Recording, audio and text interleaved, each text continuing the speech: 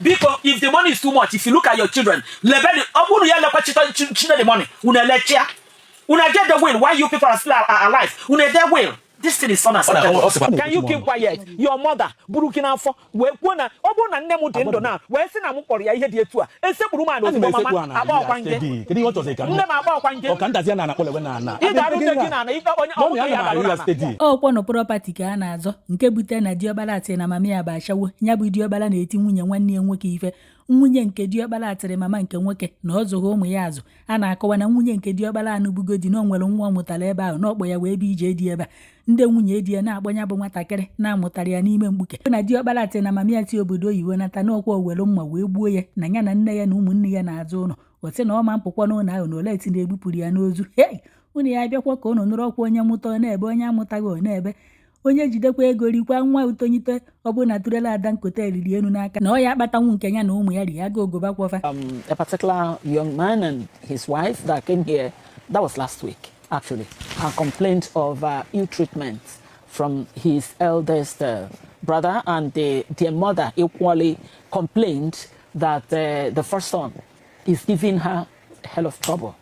But just like we'll always do, we'll always want to hear from the other side. So that's why we are here today. Brother, let's just to net around here and there we see no name. More belly, can we refresh one memory in their body? Then I work out to him. Okay. Like last week idea. If I'm going on with don't need my wife either. Okay. I'll complain going on advance sometimes no right. Even no more as his younger brother. Right to collect my wife. But once the man or ya, a moment why no, raise your voice, or enter no one why ya told was young, maybe another a quarter ago. We wouldn't be able to we have Nanya Wa, Pianola, anyhow. If that guy be about Pianola, ever. But I want to lose the cock or quarter ago. So I don't want to go or then message him, move on for my wife. You see, I'm going to be people. You have to go to Kambata before we want my wife. But make all those things on open on them. Okay, now. I got my father's house. And that day, you know, on a phone. Yes. What happened? My tutor, my wife, I know. On Namba, so I need to get about a night to identify. A quarter ago. In go see one picture about inside my room again, just about them again. The picture the cover again, that's Sunday. Oh, okay, beg you call, but I'm not. I don't go by there. Or else, no more than a banner room. If you know my wife. Yes, it's no Jagasia. Huh? Can you also know about Jagasia? Money for that particular as never no idea. Even this boy to be why? The joke at the boy. Okay. At this point, so beating and yes. Other things. So intimidation, right? Yes. So meanwhile, the person in question put on here audio and actual face here to come out. So you listen. Let's listen to him. Thank you, everybody. I'm happy we are here. I believe in the Bible for peace and reconciliation. So here, Maria, this young lady neighbor, who is my younger brother, I do So ever since OJ but another family, she has been fighting everybody. There was a day she pushed my mother down. My mother called police. And only had a problem. My big first, I welcome my mother, Patuna. So my weapon, we invited the police that day. I went back here, we do nanya. Woman, and my chamamia, we do not mamia. I beg you, Biko. So, Mamma, was nearly a schedule doing a 1 year, then I announced you go. A more go bottle, a more go ma. Yota. So the thing they won't know anywhere. How can one year can do this now fight to everybody, you know? So, what am I here? Mamma, Yota, I see where he has no much of a name. No, I ain't chat with you. I will bury him. I don't catch up on a incident also. Then my brother won't want to go again. Or to the first 30 and a half. But I talk concentrate your relationship with your brother and your sister, because Obuni Choile complaints about what you are saying now. The girl, partly your mom. I can remember I called your mom on phone, and probably she decided not to lay that complaint, or because she didn't say anything about that. Rather, she was saying really near support to him, confirming na in a that's the angle in si na ebe Angola si wee gawo. Sometime last year, I traveled to Lagos. Okay. You know, so my wife and I on the phone. Now this lady and the one who did the team was in Ife. Abasa for Ojeko to Onya. Now Ife. Every time now we to the extent that I think they hurt each other. Your wife and now one rock. Okay. But I'm in Lagos all through last year I was in Lagos. Okay. So I know them around. I'm not me and Nziuko, papa mom, send a bit enough. No key the cause. Up to offer the obele underwear no. On our Piacasian or Gabuya, on with the Onya water no, native sono. I need to eat the girl able. Debate the girl and up on the phone. I get to my point from Uko, you know, all one night as a phone.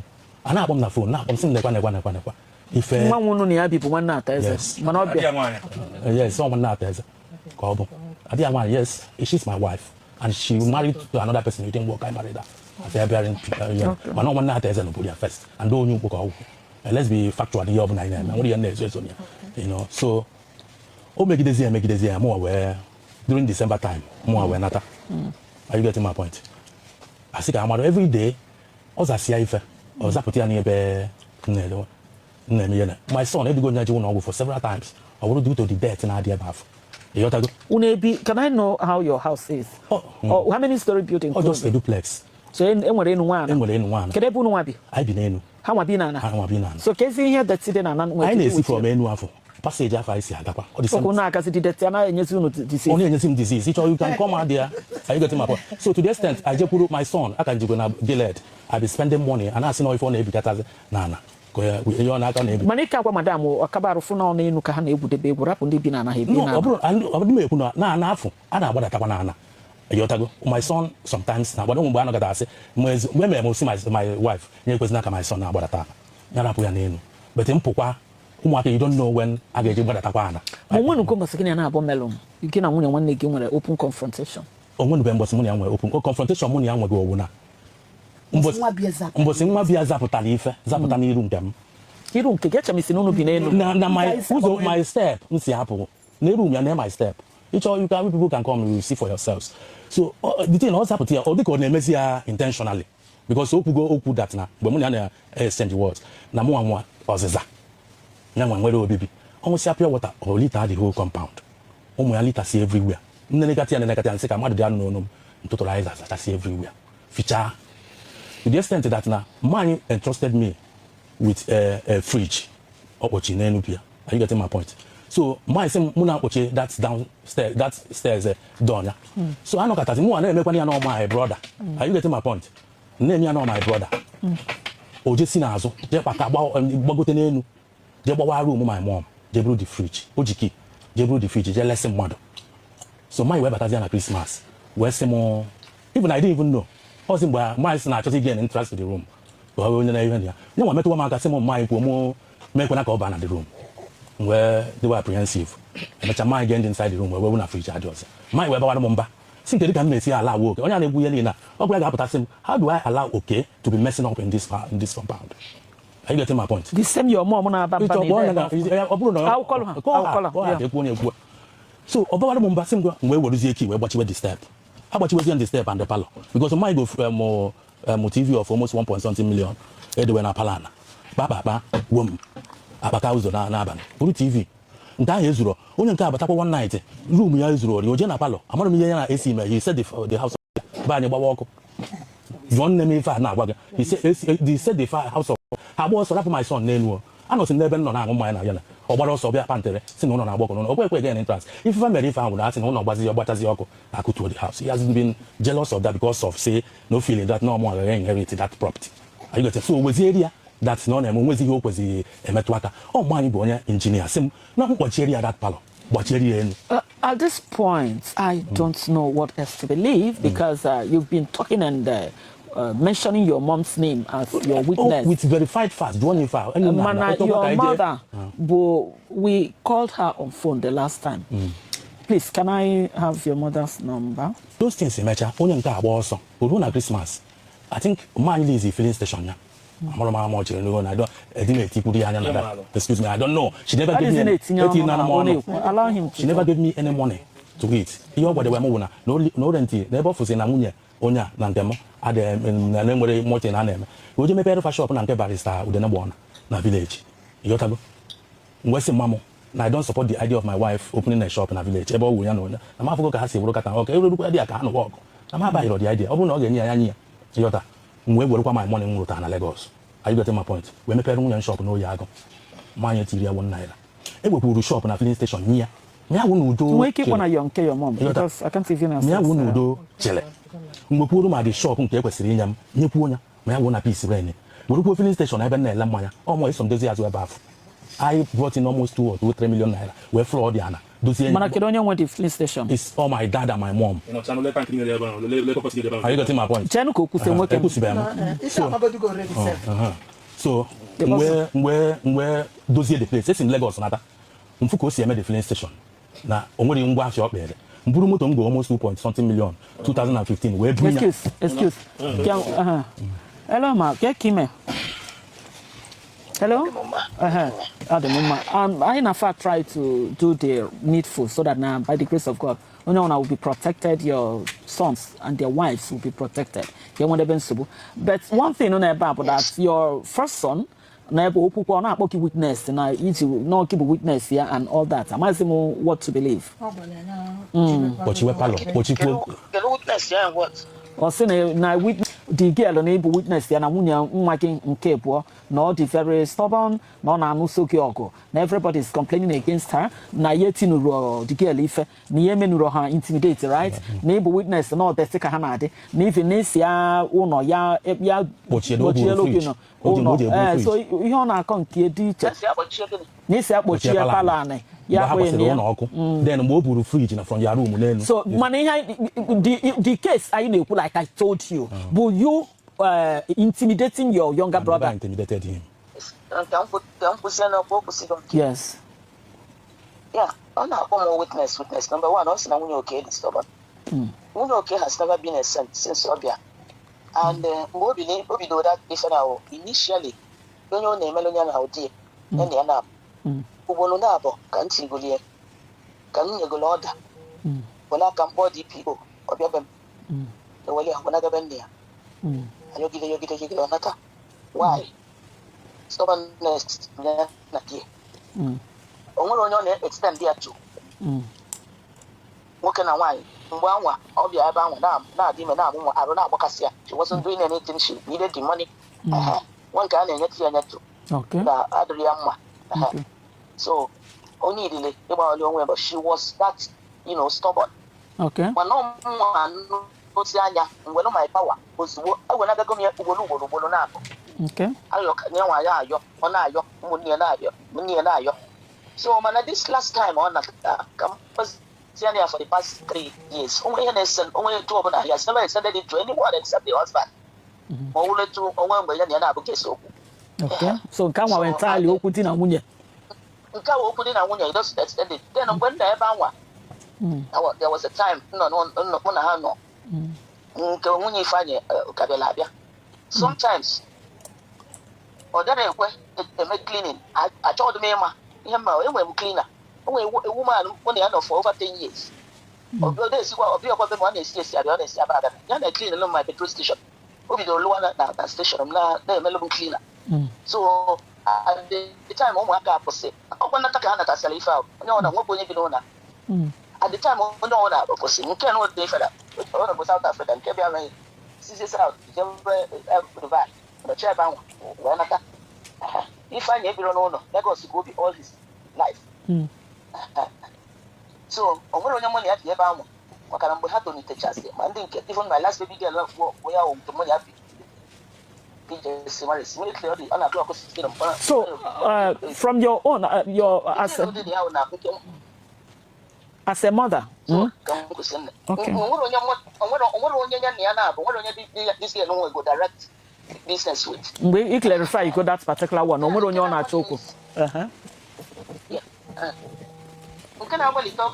So I have been telling him, he said, you cannot to Anambra State custodian of culture. Or go to the elders in Oman and say, I know, down with your Balanona. This thing has been going on for 5 years. I want to make you or come Ya nke diokpala gị na-akpọ gị ashawo. Evidence. Asị. Better your mother na-ekwu okwu. Can you keep quiet? Oh, that is the person you're looking at. Now we take all log go from mgbe money akpago. Ana makpo ya.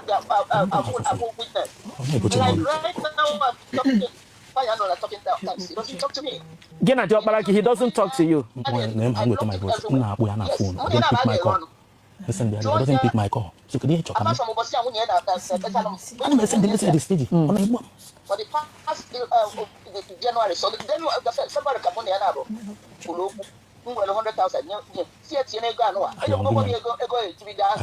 Madam, Oga, chalo. Guys, sort to go to this particular one. Come close. I want you to apologize to your mother. Gina make you make. What are you talking? You just seen making people go. Apologize to her. Here we don't special looking at one making work. I want to use woman ko bu yana tie una anwa you gotta go water block and then you know you got there your biko kai we do so looking at one day yeah don't get his face madam ngwa nwe ndidi o bia nne omuro onye nna ba shawo chalo nne ngwa nwe ndidi ihe a agwa anya n'iru ya mana na okwu igwara ndị mmadụ na mama gị ga igwara mma gbuo ya omuro onye ngwa kedu fa na-ebochiri m ọnụ I didn't tell anybody kedu fa na-ebochiri m ọnụ enwezi right to talk so mama gị na-asị ko say I didn't do it kwa ya gị na ya nwere anya nkwa na onye kwara anya ebe a o bụ na anya je na police station o nwere ife nji enwe ego nji ego enwe my own money one enwe ego nji my kitchen I say osigbo onwe ya isi onwe gị madam why are you even supporting your husband I say okuma bu ife ni na kitchen do mo buria buda na ya shop people you na na police station do na ma na phone kan we ye na me no na pick my call you send the other text on pick ya o se na ikpolo ya shawo asị nye evidence ebe ndị we ya shawo ina bia your mama kedu na ache ya biko ka na ebuchi m ọnụ kedu ya na akọrọ ya ụmụnne ndị ọzọ mụ na ha n'obodo oyibo a nọrọ kịta this is not that ụmụnne na-atọ mụ na ha n'obodo asị ọgụ nwaanyị doctrinate ụmụ na onye ọbụla dị na mma ọmụazụ duru fana ngwa mụazụ duru chike duru chigbo ọmụazụ ụfa you didn't give me any dime mụazụ bụ ọfa nchafa wee jewesi obodo oyibo is this yeah was the reward from my efforts ama m mgbe ma daddy nwụrụ ọmụ ọgbago Lagos duru onye ọbụla ọmụazụ duru onye a duru ma chigbo na azụfa organ gente hello na bụ azụ bụ ya onye ka efu na ma ajụ gị listen to me gente go gente jekere je jụọ ndị obodo jụọ ụmụnna kedu position nke ihe mmemme nọ n'owu alụ na mmụọ kati alụ na osi ụlọ ma ife niile jiri ụlọ ebe anwa onye nwa m ya ihe agwa nna grandfather anyị o translate onye togu can you keep quiet can you keep quiet your mother burukina afọ wee kwuo na ọ bụrụ na nne m dị ndụ na wee sị na m kpọrọ ya ihe dị etu a esekpuru m na ozugbo mama akpa ọkwa nge nne m akpa ọkwa nge ọka ndazi na akpọlewe na ana ị ga-arụ nne gị na ana onye ọnwụ ya ga-arụ na ana ke ka nne gị si ekwu okwu ana m akpọ na phone lapụ aghụghọ lapụ ọ na-akpọ m ana m akpọ ya steady hello me send the text na you biko tell God don't divide this room excuse me onye bụ na public na ọka igba na fada ụmụ one ka madam tell ka bịa do for how long damona fa bidewe is over 50 years into the fanya na ajo chalo oburo mgbe ifu da be fanya ụmụ one ka iji madam isi okay n'ime 6 ama kedu ndị ya na di ọkpara gị kwụ na okwu a na-ese nwoke nwaanyị ya na ya kpụrụ ifu nchike bụ nke nọ na Nigeria ebe anwa n'afọ ndụ ha na-edozi na-eme ka ọ dị mma for a very long time ya na ya nọrọ na talking time etu a ka esi anọ na ka esi otu ọnụ onwere mụ na chike nọ na talking time mụ na ya kwuru yesterday mụ na chike kwuru yesterday mụ na ya kwuru eburu ọrụ ya n'obi ọ bụla nyere ego mama gị ka ị na-afụrụ odo ọ na-agbado m ihe a nne gị ka ị na-afụrụ odo sorry about that but if you can be doing this before us ana m akpụ ya ka edozie can I tell you something na ibu di ọkpara madam telugodi na ibu di ọkpara emerekwa ka ọ dabụ na nwaanyị a bụ the administrator ife ya na die ọ ga-ebicha ndụ wee nwụọ before you nwee right adị m azọkwa any right with anybody maka this woman is saying that you've been insulting her can see insult ya nya gbanụ m ebe insult ya ịmakwa na anya esọpụrụ nne gị na nna gị ka ndụ gị wee so ogologo madam nanya obele madam I'm referring to the wife of your first son let me tell you if already amanya na elita bụ nne di gị hallelujah onwere ohe elu ga-eme ka reward ya negative reward ya dadị na It's your duty to force your husband to respect the mother. Respect, yeah. This problem, I know we are steady. He has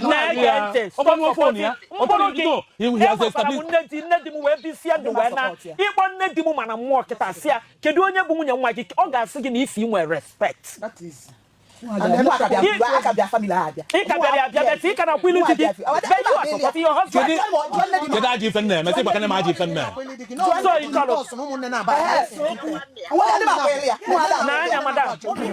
Nanya.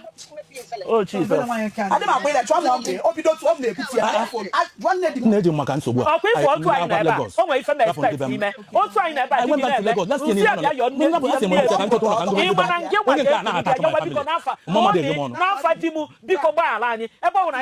that's what I expect you to do.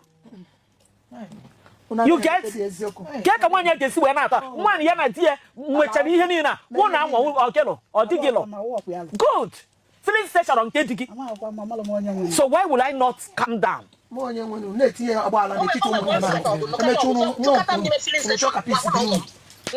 Banana talking in a flea station. Evidence on to president. Madam, it's okay. Evidence, Madam, if only your mamma, that's why you're here. You did it. You're on my mic. You're on my mic, Pico.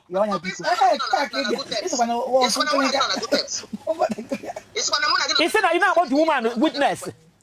Baby, tell the phone. Baby, can I call the phone? Madam, come, madam. I want you to talk to your mother with every respect. Or your talk, she's hearing you. Okay. Every respect and love. Mama, now that Captain Nabo no football. That's it. You know, when I sometimes, oh, you call yes, and I'm about to get it, but you won't get it. So if anyone you went out, you try to get away with teacher. See, I want to okay, Nanya, from now, before they go, they're going to sign documents. Jobala Binenu, ya face, you know. When you were for being so loud and so. No, go ahead, madam. I want to know. So, now. Okay. Now, when I come in there, I cannot live with anybody in Israel. Okay, see. Okay. How about going in the 5 solid rooms? You know that this 5 solid rooms, even my room, I just colonize that. And you want the security where they put your room. So, can you talk? By the time I come back, because all along, all the wrong now. All the wrong. Since 2 years. After 3 years ago, 30 solid million I were renovate this house. Near first live to you. So can you talk? When you talk, what if I got all? What if I got all? I don't know, Mamma. You got to them, Benham. You got to Benham. You got to Benham. You got to Benham. You want to Benham. Madam, you don't never feel good. You don't know what to do. What we want to Benham. You want to Benham. Oh, one of you. About will be about any matter. It's on a gentleman. Chalo. See what you look at. Hello, Chalo. 2 rooms to dinner. 2 rooms are in a get and give use when I put 2 rooms to Ganonia. Don't worry. Get the bubble of water. Get the bubble of water. What is up? It's the one. Okay, what is he getting? One about what is he getting? He cannot do anything. Come on, get away. Okay, do your boss. You don't need to. Obviously, what's not getting that boom? What's not going on? It's a top. Not getting here. Not getting the court. It's a black house. Let me try to get you at the court. I just want God. I will go now. We go. Can you keep not first son or Diana? First son, first son. Nanya can call out. Nanya, it will tell you a cut injunction or whatever. Don't mind cut injunction. Okay, so I contest it. Yes. Get on my mic. Oh, no, I am just caught him. Or get a runner. It's about on. Oh, mama mo eba fu. Mama mo that place. Madam, Mama get away here na sit on. They got funny ano. We dey. We dey forget men. Mo na get na emi. No problem. I'll call you back. What nonsense? I got na emi ya. Oni ma sikuto bojo onye kebo. Wọ́n ní yẹ jùkọ́ ọmọ náà kì í sọ.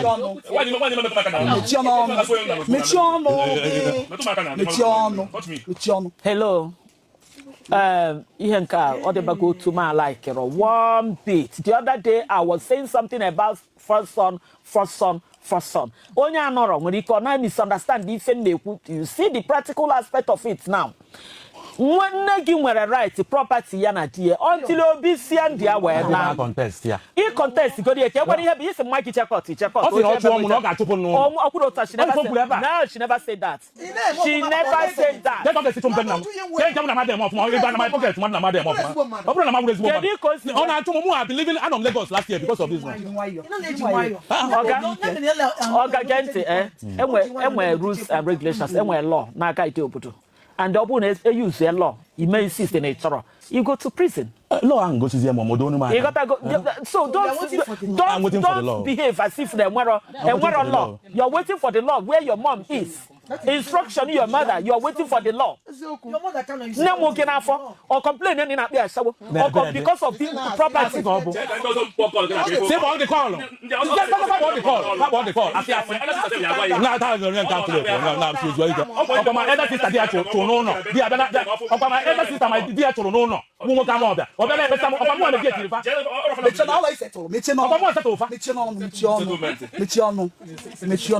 Hello, I'll still go back to what I'm saying. Your first son doesn't mean here when did come mama get when did he from now? The thing with hello, Oga, your mother, you know, one nigga okay, it does see Lumono. Obu no onye nke a na-asa gị okwu nsi asadebe gị okwu because no die nna die ka bụ na mana na ịbụ nna die na-ekwa na ị ga-eresi aka na ebe ọnọ. I never do that. And each will like nge nwa hello and you sorry ame if sorry ame what right mommy etiri onye ife apụta mommy ka nkwu okwu otu akosi igwe aka n'anya mbosi ya bido nwa na ya nwa nwaanya oto ụmụ eji sefele wee je dosi ya na kitchen nwa nwa si na lum ke ya nwa na chebe nwa na sefele we si na lum we pụta ụlọ ụmụ a nwa weli na ifele na get the challenge nwa 2 years go kusie go ya nwere kitchen so nwa nwa we pụta ụmụ eji sefele we dowa ko je bute fele ya sa n'elu mgbe o ji pụta abịa nwa ya fugo ụmụ a okay hang on tell no Ungwa, for 4 years, I agree with you. Well, if it's here, so what's that? When I go in Cosia, that's no one. That's what I know. One walking on the game, which I have for one. We have our law one. Okay, I will come to that. Hello. 4 years, Modiki Podoruki television kissing. That's the gospel truth. Then, Yama, what you see from what I run. It's 9 years. Hello. Osi abụrụ na ọ dị otie ya ife na ọ gafuru ụmụ o mere aja ife because nwatakịrị mee ife ọjọọ ebe ahụ ọ mee ife ọjọọ itie the only thing wee tife na oke so ya nwee pụta bịa tie nwa gị ife the totally unacceptable. Hello. Onye ekuzi n'okwu mechi ọnụ ọkọ na agọ ife a eme otu ugbo fọ mgbawa video na-ezute ndị mmadụ na-ebi dị outside onwere ụdị inyi onye akụkọ m ọnụ onye akụkọ m ọnụ onye a na-esi onye a na-apụta n'anya nwunye diọkpara ifu ka isi dị angry. Hello. If kiss wedding, it's an order. It's really not only what he said. Chalo. Can make your point. I want to get no where we are. Hello. I'm gonna go. Can you keep quiet and listen to me? Only witness and now for pain in a way. Now, you know, diabetic cause that. The pain is too much, and I agree with you. Na ekwesịrị ikpe abat mana n'ezie ụdị pain ị na-enwe compare sie ya to pain mother ga-enwe na nwa ọ mụrụ n'afọ buo 9 months nye ala na akpị ashawo akpọrọ nya ashawo nne wee na-ebute trouble ya na ụmụnne niile na-eso onwere onye mụ na ya na-eso okwu onye ọbụla choose life I'm a businessman na-emere onwe business Yota. Madam, Nediki said on our tree and a police station. No, police station over the Mado. If you come here for like 5 years, police station in Jamaica, I'm a businessman with my money. Which kind of nonsense is this? Give me one police station.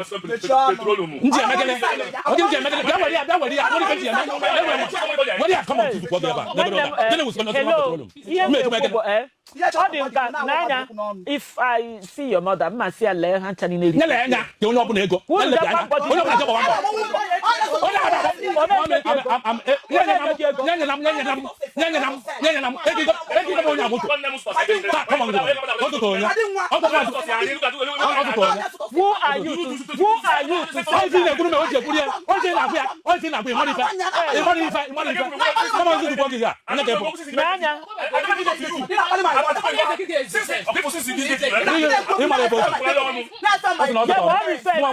I have 2 companies. Hello. Almost no motor. Almost 3 million naira. So, can I start from you? So, Chalo can jog because I didn't want to get FIFA. Man who need to get FIFA in them. He was sitting on Nedigi, he waited so bold. We're sitting on Nedigi's sort of fellow.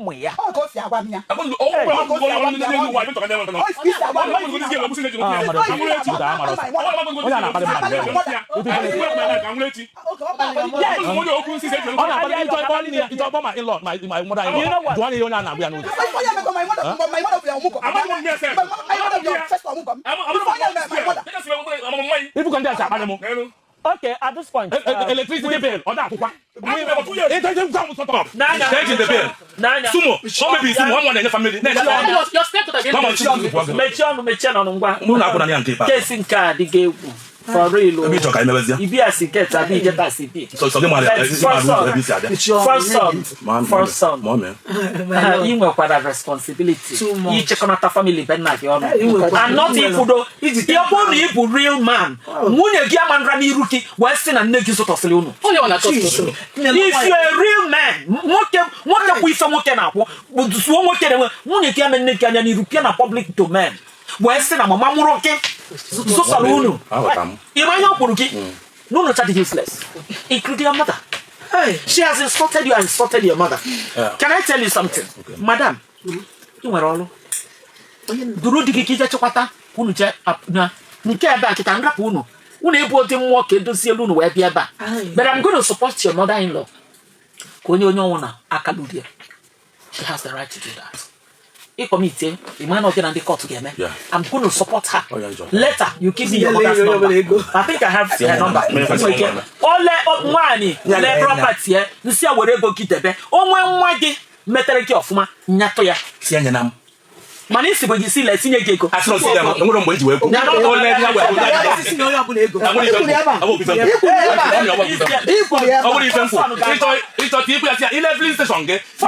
First on a brief let's end this now. I get okay, Madam. I'm going to use a for almost 46 years old man. I from I detached my when we never detached one. Just always your one. Just always your one. I may take care of my family. I pay my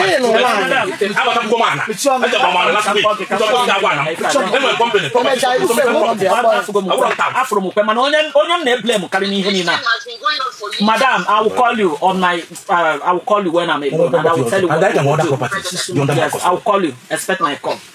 Because now I continue you to when you can walk because of because if the money is too much, if you look at your children, the money, una get the will. Why you people are still alive? Una their will. This thing is unacceptable. Let's stop it for you. No, I can't get